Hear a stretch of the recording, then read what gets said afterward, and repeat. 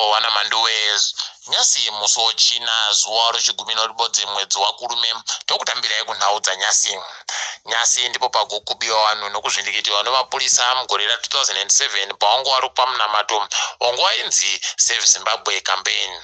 Toramba tichiti mapurisa anofanira kuita hatu zvino. Ndipo pokare zuwa nyasi pagonzi nawamunangagwa wakawaka imba inotonhorera.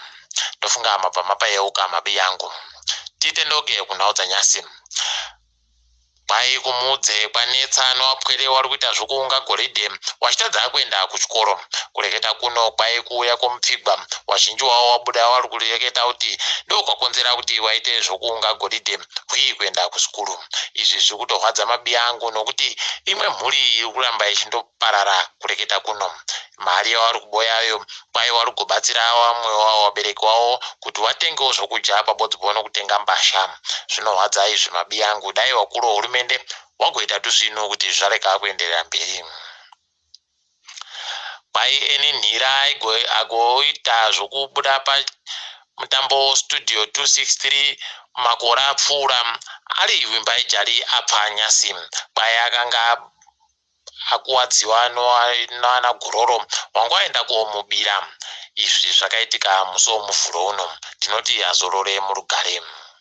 Zvikoro zvinozvisenzera zvega zviba zvehurumende zvawadziwa nyasi nokuti hurumende yabva yati iri kuchinja mamiriro ayakareketa kuti zvikoro chiri kutekaira rwendo huno.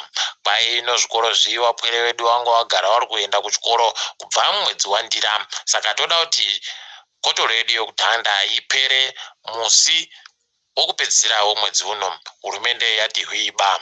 Unotosaya kuti kohokonai nokuti wapwere wakure kuti wachaita mwedzi mishanu wari kufunda basi paribe kana kumbozorora. Pakatanyangarisa apa.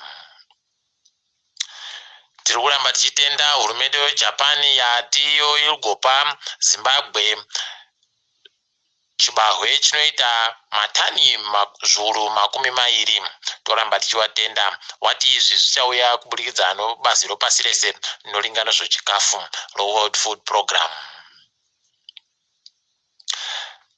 Tindori pakutendapo waChina wati wachagopa zvinhu zvokurapa vanhukadzi kunyanya zvevanhu vakapona pakasvika cyclone Idai. Kwai dutu mupengo Idai parakasvikapo matunhu arakaparadzayo kwana Chipingeko rakaita kuti vanhukadzi vasare vari pakanyangarisa. Toramba tichitenda izvi. Kanzuro yeguta roMutare kureketa kuno kwai rugosenza bazvi zvino nokuti makanzura ayo akadaniwa pokare nawamonzora. Wamonzora wari kunzi wakaita zvepokare zvawakamboita kuHarare nomamwe makanzura. Izvo zvaita kuti basa rike kugotekaira zvino. Toramba tichiti peno wachachinja heno mabi yangu. Tondoringa. Kusaya kureketa zvino kuhurumende kuri kuita kuti vanhu vareke kugoitemba mukuita kwayo. Izvezvi nyaya yomushonga kodziwa mupengoka kwai kariba vanhu vazhinji vari kugokatora nokuti kubva ipo katandisa kupuwa vanhu wangopuwa chete vanosvika zviuru 35. Zvinotorwadza nokuti hurumende yanga yakaringira kuti kagopera makuno yano. Heno kuti vachagoidini peno vachazoita zvokuti wamanikidze vanhu vese kuti wagokatora kamushongako. Tichandoramba takaringa mabi yangu. Kwai mapurisa ari kunzi atsakatisira mukuru weMutwakazi Republic Party anonzi Muqondisi Moyo. Heno kana chiri chokwadi asi mapurisa ati areketa bachino. Wazhinji wandodoka wari kuti mutakanure Muqondisi yu aburikepo kare.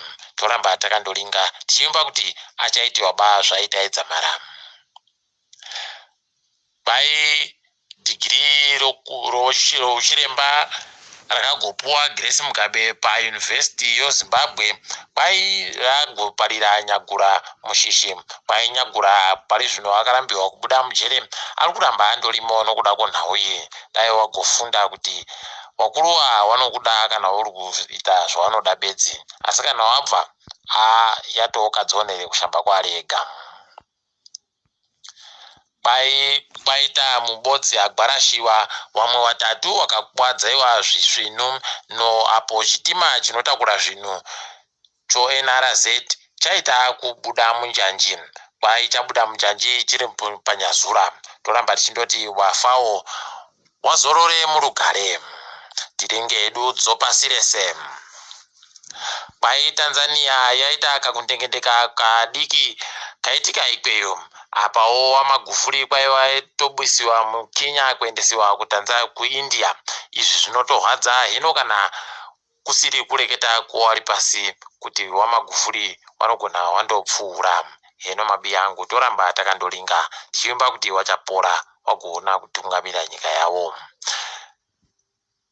Bazi wakaAmerica rinobatsira pasi rese reUSAID ratiro raakuita tunhu akasiyana-siyana kuti richengetedze mutauro weIgbo kuNigeria. Kwai mutauro uyu unogona kundopera zvikahwadza vazhinji.